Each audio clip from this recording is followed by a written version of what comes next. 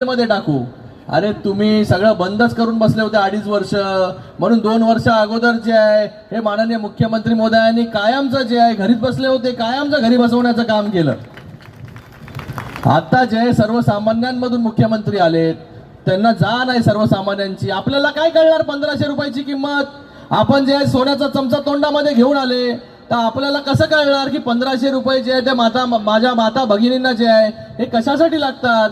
त्यांना जर जाऊन विचारलं की 1500 रुपये कशासाठी लागतात तर 500 रुपये माझ्या मुलाची फीज असेल, त्यामध्ये 500 रुपये कोण आजारी घरामध्ये पडलं, 500 रुपये जे आहे ते उद्योगधंदा काहीतरी चालू केला मी त्याच्यातून, ते ह्याच्यासाठी लागतात। काही लोकांनी जे आहे ते 1500 रुपयाचे 10,500 रुपये केले, काही लोकांनी 3000 चे 1 लाख रुपये केले।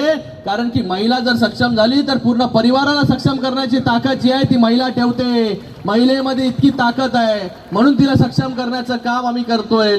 आज काही लोक बोलतायत की आमचं सरकार आलं तर येणार नाही। येणार का? जोरात बोला, येणार का त्यांचं सरकार? खाली येणार ते महायुतीचं सरकार। कोणाचं येणार? कारण की आपल्याला जे आहे हे योजना पुढे चालू ठेवायच्या असतील, कधी कोणी विचार केला होता का तुमचा? कधी कोणी पैसे दिले होते का? महिन्याला फक्त वर्षाला तुम्हाला एकदा ओवाळणी मिळायची, आता 1500 रुपये दर महिन्याला मिळतात। का मिळतात? कारण की आपल्याला कोणाच्या समोर आता हात जे आहे ते पसरवायची गरज नाही, मागायची गरज नाही, डिपेंडेंट राहायची गरज नाही।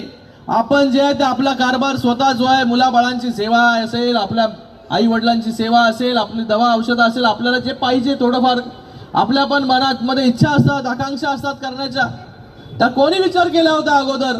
पण आज माननीय मुख्यमंत्री महोदयांनी तो विचार केला। मला आपल्या सगळ्यांना एवढंच सांगायचं आहे, जो भाऊ आपल्या बरोबर उभा राहिला त्या भावाच्या मागे आपल्याला देखील येणाऱ्या काळामध्ये उभं राहायचं आहे। उभं राहणार की नाही तुम्ही लोक? हात वर करून सांगा मला। 100%, 100%। आवाज इकडून कमी आहे, इकडून जास्त आहे। हा, मुख्यमंत्री एकनाथजी शिंदे साहेबांचा, माहिती सरकारचा। आपल्या महाराष्ट्रासाठी चांगले निर्णय, आपल्या घरातील मुलासाठी जे आहे चांगली नोकरी, त्याला जे आहे ते